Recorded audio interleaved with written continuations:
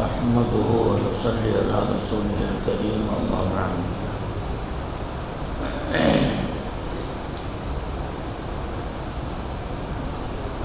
இன்று ஓதப்பட்ட ஆயத்துகளில் முனாஃபிகூன் என்ற ஒரு சூராவினுடைய ஒரு ஆயத்து யா அய்யுஹல்லதீன ஆமனூ லா துல்ஹிக்கும் அம்வாலுக்கும் வலா அவுலாதுக்கும் அன் திக்ரில்லாஹ். ஈமான் கொண்ட விசுவாசிகளே, உங்களுடைய செல்வங்களோ உங்களுடைய மக்களோ அல்லாஹ்வுடைய நினைவை விட்டும் உங்களை பராமுகமாக்கிவிட வேண்டாம். அந்த மாதிரி யாராவது செய்வார்களேயானால் அவர்கள் நிச்சயமாக நஷ்டவாளிகள் என்று அல்லாஹ் சொல்லுகிறான். மனிதனுக்கு உலகத்திலேயே மிக பிரியமான உவப்பான ஒன்று அவனுடைய பெற்ற மக்கள் செல்வங்கள், அவனுடைய சொத்துகள். இதன் மீதுதான் அவனுடைய அன்பு, அவனுடைய பிரியம் அதிகமாக இருக்கும். இதனுடைய பிரியம் அதிகமாக அல்லாஹ்வுடைய நினைவை விட்டும் இபாதத்தை விட்டும் அது திருப்பிவிடும். குழந்தை அழுகுது, குழந்தை விடமாட்டேங்குது, அதனால் ஜமாத்துக்கு போக முடியல, குழந்தை விடமாட்டேங்குது என்ற ஒரு காரணத்தினால் அல்லாஹ்வுடைய திக்ரை விட்டும் புறக்கணிக்க வேண்டிய நிலை ஏற்படுகிறது. கடைகண்ணிகளிலே நம்முடைய செல்வங்கள், நம்முடைய வியாபாரங்கள் இருக்கிற போது ஏதாவது ஒரு பார்ட்டி வந்தான்னா 500-1000 கிடைக்கும், இந்த நேரத்தில் மிஸ் பண்ணிவிட்டு தொழுக போயிட்டோம்னா அந்த காசு போயிடுமேங்கிற எண்ணம் மேலெடுக்கிற போது அப்போ அவனுக்கு அவனுடைய சொத்துக்கள், அவனுடைய செல்வங்கள் அல்லாஹ்வுடைய இபாதத்தை விட்டும் தடுத்து விடுகின்றன. சஹாபாக்களை பற்றி ஹதீஸ்களிலே வருகிறது, கானு யதபாயஊன் வலா யதஊன ஸலாத்த. அவர்கள் கொடுக்கல் வாங்கல் செய்வார்கள், வியாபாரங்கள் செய்வார்கள், ஆனால் தொழுகையை விடமாட்டார்கள். தொழுகை நேரம் வருகிற போது அல்லது வருவதற்கு முன்னாலேயே கடைகண்ணிகளை சாத்திவிட்டு அல்லது தொழிலகங்களிலிருந்து திரும்பி பள்ளியை நோக்கி விரைகின்ற நிலைகளைத்தான் சஹாபாக்குடைய வாழ்க்கையிலே பார்க்க முடியும் என்பதை பெருமானார் ஸல்லல்லாஹு அலைஹி வஸல்லமுடைய காலத்து நிலைகளை சஹாபாக்கள் சொல்லுகிறார்கள். கானு யதபாயஊன் வலா யதஊன ஸலாத்தல் மக்தூபா. எனவே ஃபர்லான தொழுகை இருக்கிறதே, அது மட்டும் இங்கே நோக்கமல்ல. அல்லாஹ்வுடைய திக்ரை விட்டும் அது பராமுகமாக்கிவிட வேண்டாம் என்ற ஒரு வார்த்தை இருக்கிறது. திக்ரு என்பது நாம் நினைக்கின்ற திக்ரு மட்டுமல்ல, அல்லாஹ்வுடைய நினைவை கொண்டிருக்கக்கூடிய தொழுகையாக இருந்தாலும் சரி, நோன்பாக இருந்தாலும் சரி, ஜக்காத்தாக இருந்தாலும் சரி, ஹஜ்ஜாக இருந்தாலும் சரி, எந்த இபாதத்தாக இருந்தாலும் சரி, திக்ர் என்ற வார்த்தைக்குள் அடங்கி இருக்கிறது. எனவே அல்லாஹ்வுடைய இபாதத்தை விட்டும் உங்களுடைய வியாபாரம் உங்களை தடுத்து விட வேண்டாம் என்பதுதான் இதனுடைய கருத்து. பெருமானார் ஸல்லல்லாஹு அலைஹி வஸல்லம் அவர்கள் தங்களுடைய துஆவிலே இப்படி ஒன்றை அடிக்கடி செய்வார்கள், வலா தஜ்அலி துன்யா அக்பர ஹம்மினா. யா அல்லாஹ், எங்களுடைய துன்யாவை எங்களுடைய பெரும் கவலையாக, பெரிய அக்கறையாக துன்யாவை ஆக்கிவிடாதே. எங்களுடைய கவலை, எங்களுடைய சிந்தனை எல்லாமே தீனாகத்தான் இருக்க வேண்டுமே தவிர அது மிகைத்து துன்யா எங்களை மிகைத்து விடக்கூடாது. அப்படி மிகைத்து விட்டால் துன்யா நம்மை ஆட்டி படைக்கும், தீன் பலகீனப்பட்டு போய்விடும், அந்த நிலைக்கு எங்களை ஆக்கிவிடாது என்று பெருமானார் ஸல்லல்லாஹு அலைஹி வஸல்லம் அவர்கள் அடிக்கடி துஆ செய்வார்கள் என்று அவர்களுடைய துஆக்களிலே இந்த ஒரு வார்த்தை வந்திருக்கிறது, வலா தஜ்அலி துன்யா அக்பர ஹம்மினா. நம்முடைய சிந்தனைகளில் பெரும்பாலான சிந்தனை பெரிய சிந்தனையாக துன்யாவை யா அல்லாஹ் நீ ஆக்கிவிடாதே என்ற துஆவை நபி அவர்கள் கேட்டுக்கொண்டே இருப்பார்கள். பொதுவாகவே வியாபாரத்தை அல்லது தொழிலை அல்லது உத்தியோகத்தை நாம் தீனாகவும் கொண்டு வரலாம். அதில் ரெண்டு வகையான பலன் இருக்கிறது. தீனும் கிடைக்கிறது, அதே நேரத்தில் நிய்யத்து மாறுகிற போது நம்ம சவாபும் கிடைக்கிறது, துன்யாவும் கிடைக்கிறது, சவாபும் கிடைக்கிறது. அது மாதிரி நிறைய விஷயங்கள். உதாரணமாக பல்லு தேய்க்கிறோம், பேஸ்ட்டு ப்ரஷ்ஷு யூஸ் பண்ணுறோம், அந்த நேரத்தில் இபாதத்துங்கிற எண்ணம் நமக்கு வர்றதில்லை. பல்லு சுத்தம் செய்யணுங்கிற எண்ணம் வருது. ஆனால் மிஸ்வாக்கை பயன்படுத்துகிற நேரத்தில் பெருமானார் ஸல்லல்லாஹு அலைஹி வஸல்லம் சொல்லுகிற ஒரு வார்த்தை மத்ஹரத்துல் லில் ஃபமி வ மர்லாத்துல் லிர் ரப்பி. இது வாய்க்கு சுத்தத்தை கொடுக்கக்கூடியது, ரப்பிடத்திலே பொருத்தத்தை வாங்கி தரக்கூடியது. இதில் ரெண்டு விஷயம். ஒன்று, வாய் துர்நாற்றத்தை போக்கி சுத்தம் செய்யக்கூடியது என்பது துன்யாவுடைய பலன். அது அதே நேரத்தில் அல்லாஹ்வுடைய திருப்பொருத்தத்தை நமக்கு பெற்றுத்தருகிறது என்பது உஹரவியான ஆகிரத்திலே கிடைக்கக்கூடிய பலன். இந்த ரெண்டுமே ஒரே பொருளிலே கிடைக்கிறது. ஆனால் அப்படி மிஸ்வாக்கு செய்கிற நேரத்திலே அவனுடைய சிந்தனை சவாபும் கிடைக்க வேண்டும், பல் சுத்தமும் ஆக வேண்டும், அல்லாஹ்வுடைய பொருத்தமும் கிடைக்க வேண்டும் என்று நிய்யத்து செய்தால் மட்டும் போதும். தீனும் கிடைத்துவிடும், துன்யாவும் கிடைத்துவிடும். சம்பாதிக்கிறான், அல்லாஹ் நம்மின் மீது ஜீவனாம்சத்தை கடமையாக்கி வைத்திருக்கிறான். நம்முடைய மக்களை பாதுகாக்க வேண்டிய பொறுப்பு, மனைவிக்கு ஜீவனாம்சம் கொடுக்க வேண்டிய பொறுப்பு நமக்கு இருக்கிறது. இந்த கடமை உணர்வோடு ஒரு மனிதன் சம்பாதிக்க புறப்பட்டான் என்று சொன்னால் அவன் ஃபீஸபிலிலே இருக்கிறான் என்று பெருமானார் ஸல்லல்லாஹு அலைஹி வஸல்லம் சொன்னார்கள். அதே போல குர்ஆனிலேயும் வாஹிருன் யப்தகூன மின் ஃபத்லில்லாஹி, அல்லாஹ்வுடைய பாதையிலே ஜிஹாது செய்யக்கூடியவர்கள் அல்லாஹ்வுக்காக வேண்டி தன்னை தியாகம் செய்கின்றார்கள். அதே நேரத்திலே யப்தகூன மின் ஃபத்லில்லாஹி, அல்லாஹ்வுடைய ரிஸ்கை தேடி அவன் சம்பாதிப்பதற்காக வேண்டி புறப்படுகிறான் என்று ரெண்டையும் சேர்த்து அல்லாஹ் சொல்லுகிறான். ரெண்டு பக்கத்திலே இருக்குது. யத்ரிபூன ஃபில் அர்தி யப்தகூன மின் ஃபத்லில்லாஹி வஆகரூன யுகாத்திலூன ஃபீ ஸபீலில்லாஹ்.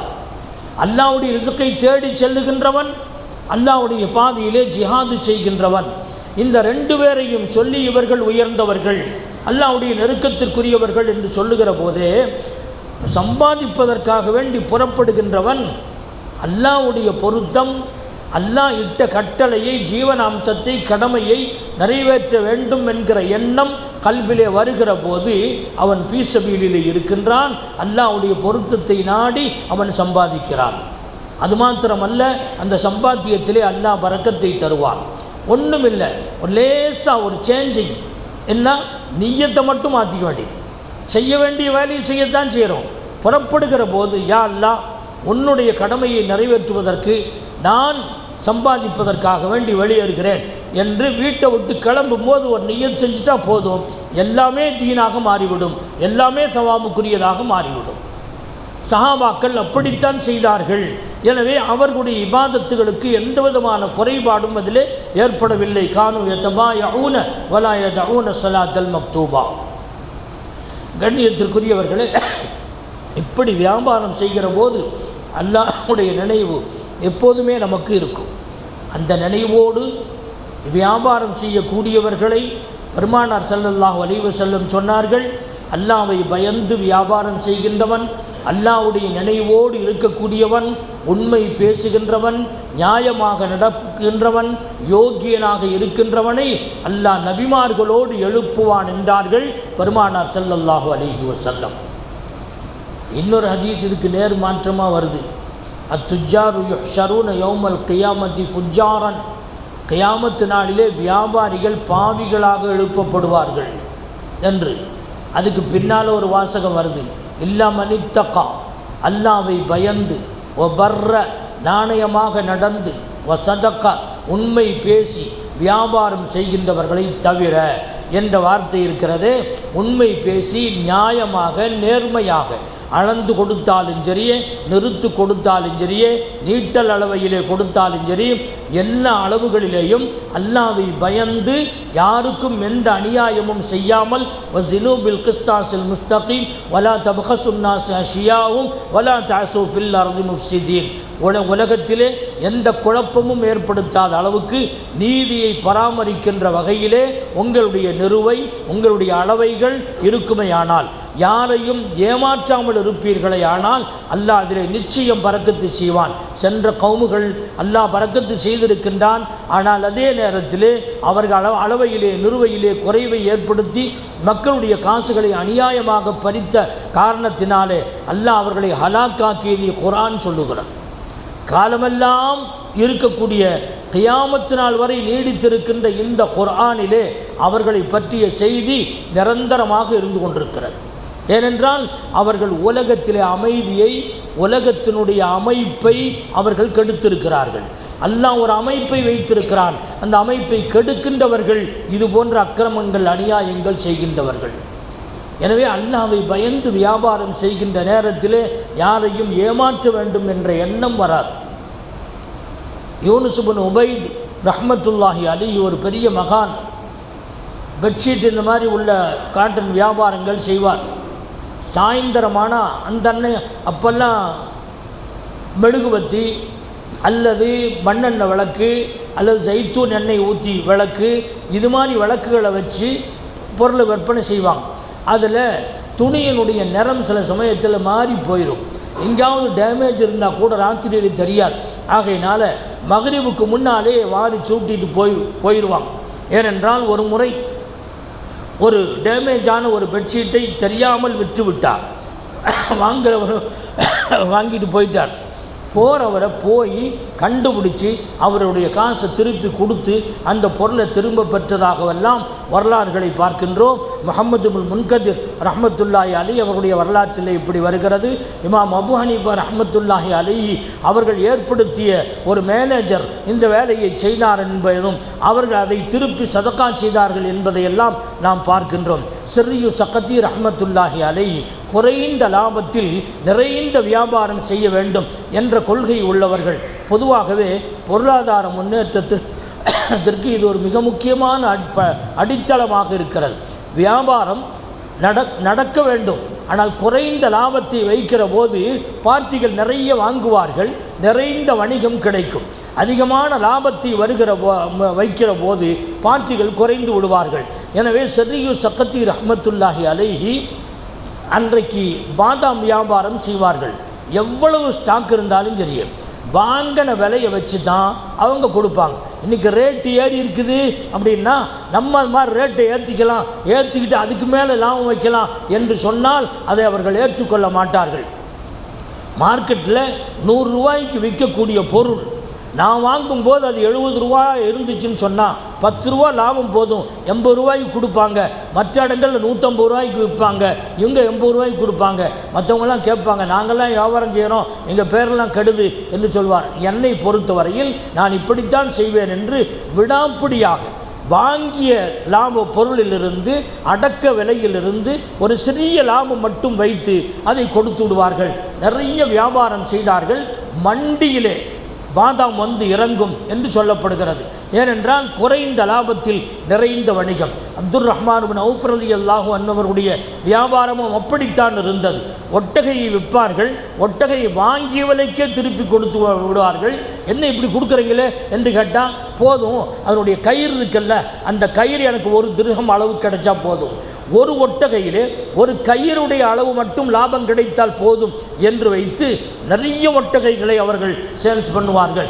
இப்படித்தான் குபேரராக அவர்கள் ஆனார்கள். அல்லாஹ் பரக்கத்து செய்தான். யாரையும் ஏமாற்றாமல் உண்மை பேசி நியாயமாக நேர்மையாக இபாதத்துகள் அல்லாஹ்வுடைய நினைவோடு வியாபாரங்கள் அதே போல தொழில்கள் செய்கின்ற போது அல்லாஹ் நிச்சயமாக இதிலே பரக்கத்து வைத்திருக்கிறான் என்பதை அது காட்டுகிறது. உங்களுடைய வியாபாரங்கள் அல்லாஹ்வுடைய இபாதத்தை விட்டு உங்களை மாற்றிவிட வேண்டாம், பராமுகமாக்கிவிட வேண்டாம். அப்படி செய்கின்றவர்கள் ஆகிரத்திலே நஷ்டவாளிகளாக இருப்பார்கள் என்று அல்லாஹ் எச்சரிக்கிறான். அல்லாஹு ஜல்ல ஷானு வ தஆலா புரிந்து அமல் செய்யக்கூடிய தௌஃபீக்கை தருவானாக. ரப்பனா தகப்பல் மின்னா துஆனா வ ஸலாத்தனா வ ஸியாமனா வ கியாமனா வ ருகூஅனா வ சுஜூதனா வ தலர்ருஅனா வ தகஷ்ஷுஅனா வ தம்மிம் தக்ஸீர அமாலினா இன்னக அலா குல்லி ஷைஇன் கதீர். ஸல்லி அலா நபி சய்யிதினா முஹம்மதின் வ ஆலிஹி வ ஸஹ்பிஹி அஜ்மஈன் வல்ஹம்துலில்லாஹி ரப்பில் ஆலமீன். ஸல்லல்லாஹு அலா முஹம்மத் ஸல்லல்லாஹு அலைஹி வஸல்லம்.